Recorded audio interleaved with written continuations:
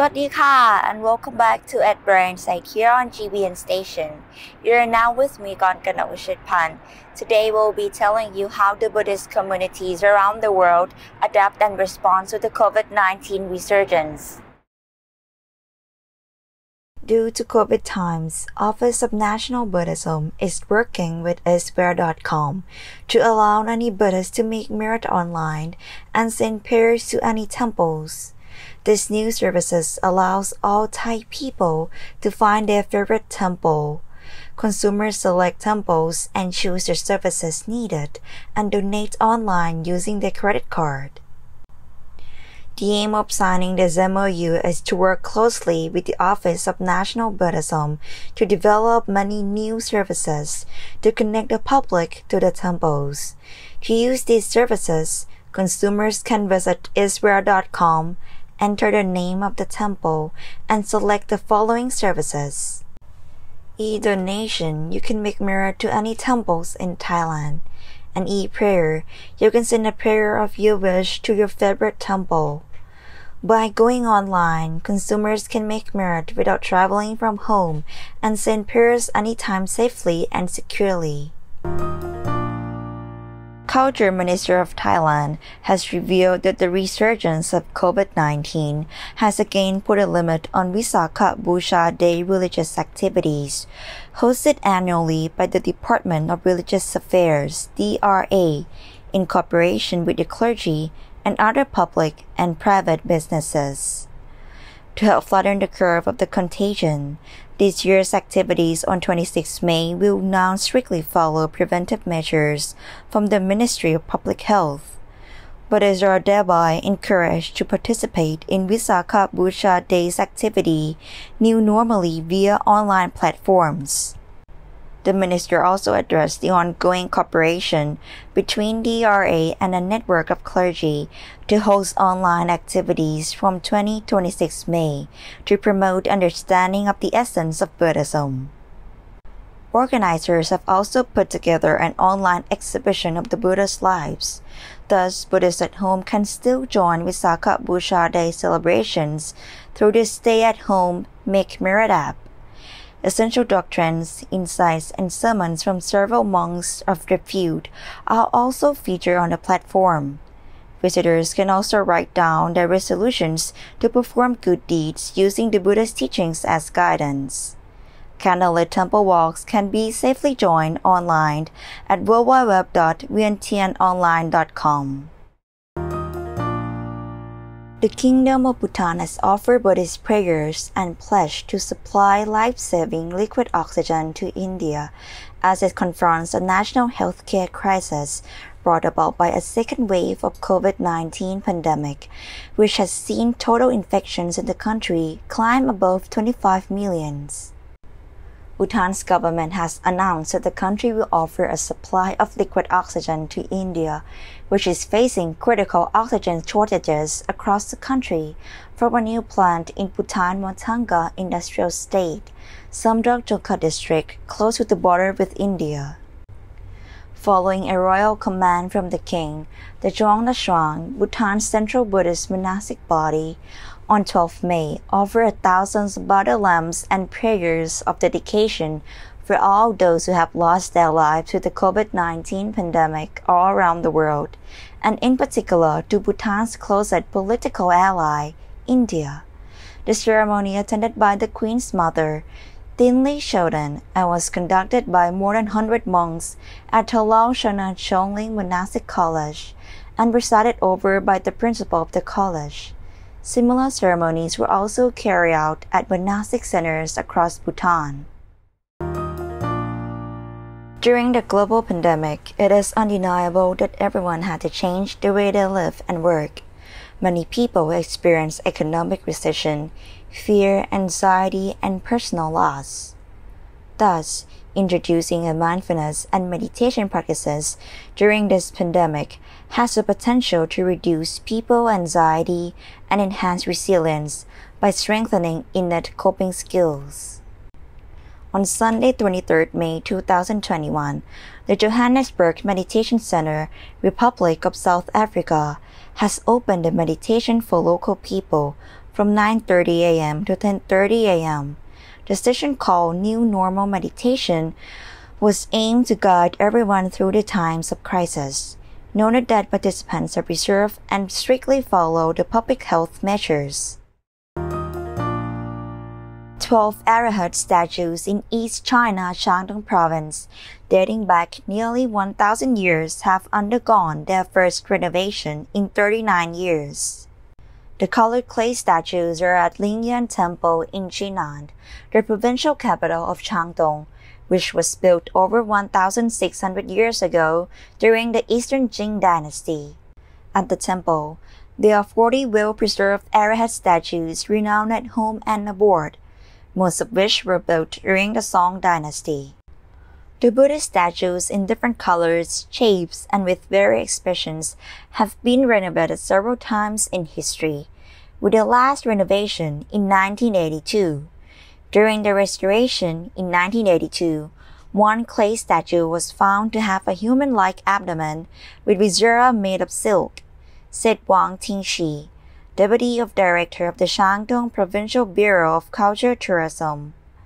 The results of protection and restoration this time were beyond expectation, said Su Bomin, Deputy Director of Dunhuang Research Academy.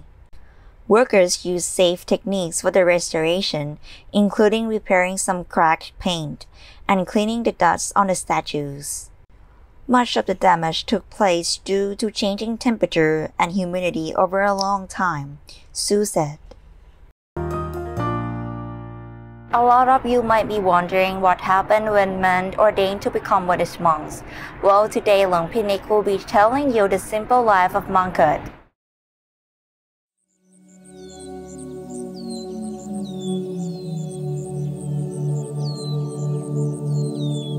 This is the Pape Meditation Retreat in beautiful Chiang Mai, Thailand.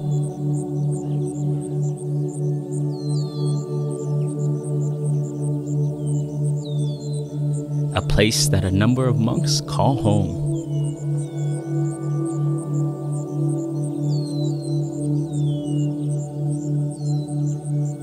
They are surrounded by nature, fresh air, and a comfortable place to train.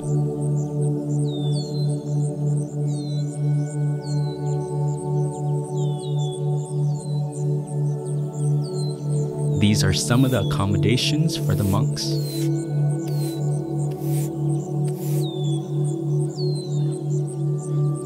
Actually, for new monks, this is the accommodation. Tents. That's right. Basic, brown, relatively small tents. For new monks, they must first train themselves. And where and how one sleeps is actually a great setting for new monks to learn valuable lessons. Upon entering monkhood, one must be able to let go of his attachments and adjust to a new way of living. This is what we call a simple life. To begin, the new monk must prepare his place to sleep. He begins by sweeping the floor.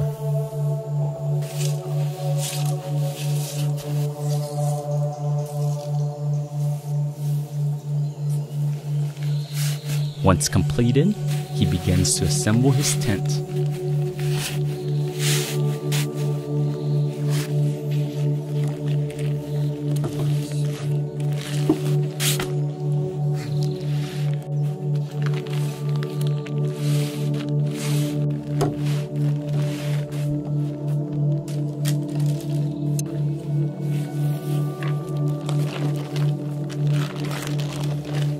Although they may be a slightly more modern style, these tents are similar in concept to what monks used back in the Buddhist time as they traveled.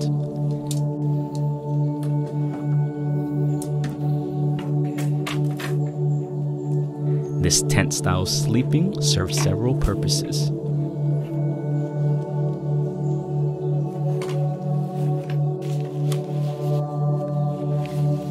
Functionally, the tent protects from mosquitoes, insects, rain, sunshine, wind, and cold.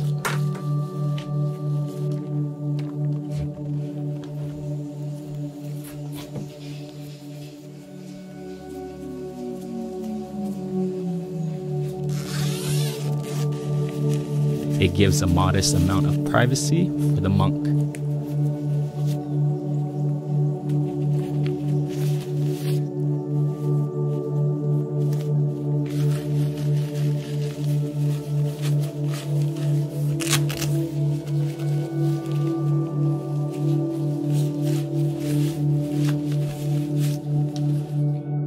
Once the tent is set, he lays down a thin mat.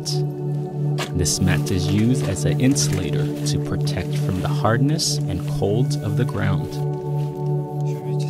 This gives him a bit of extra comfort for sleeping. The second purpose of sleeping in these tents is that it's used as a form of training for new monks. It introduces them to simplicity and the experience of what it's like to be a monk.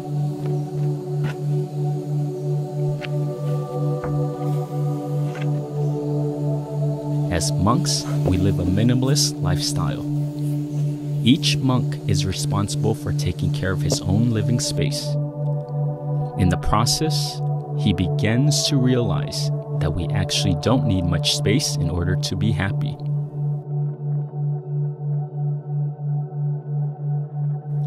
He starts to understand the concept of how small is beautiful. It shows him that despite having little materially, the limited space of his tent provides him with a good feeling.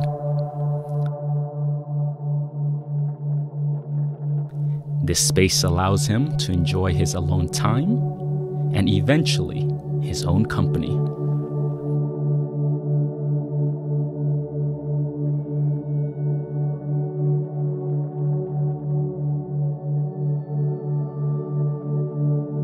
Typically, people like to indulge. Sleep is no different.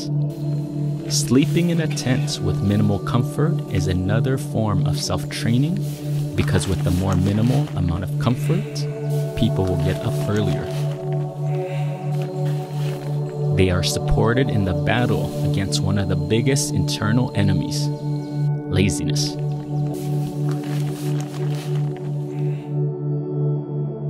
When he gets up early, he affords himself more time to cultivate a morning routine that consists of chanting and meditation. This disciplined morning schedule allows him to make the most out of his mind that is fresh, has less thoughts, and is ready for meditation. And without him being fully aware of the process, he begins to slowly purify himself. He starts to detach, and he starts to let go. And all of this happens as a result of simply changing his sleeping environment and habits.